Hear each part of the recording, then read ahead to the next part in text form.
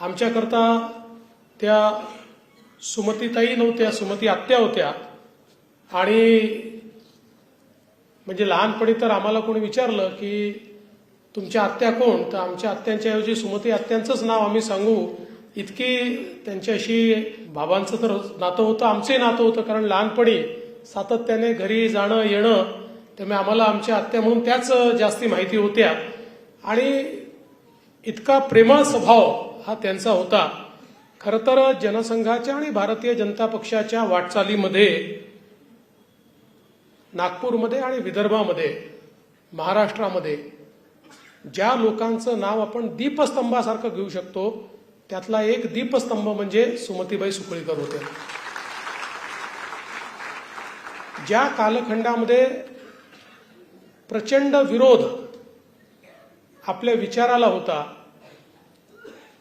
ज्या कालखंडामध्ये लोकांमध्ये प्रचंड गैरसमज होते, एखाद्या भागात गेल्यानंतर शिव्याशाप खावे लागायचे, गोटे खावे लागायचे, अशा परिस्थितीमध्येही त्या काळामध्ये भारतीय जनसंघाचा दिवा घेऊन, आपला विचार घेऊन जनमानसामध्ये सुमतीताई सातत्याने जायच्या आणि आपलं काम उभं करायच्या आणि आपल्या या कामाच्या आधारावर पक्षाचं कार्य त्या सातत्याने मोठं करायच्या.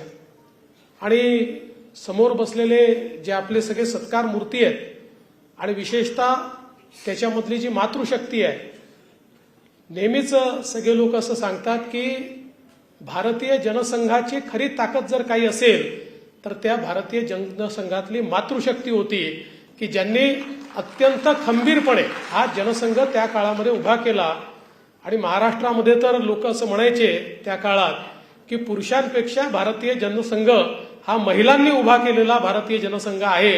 आणि याचं कारण सुमतीताई सुकळीकर आणि हे सगळे सत्कार मूर्ती जे या ठिकाणी बसलेले आहेत त्यांनी केलेलं त्या कालखंडातलं काम आहे.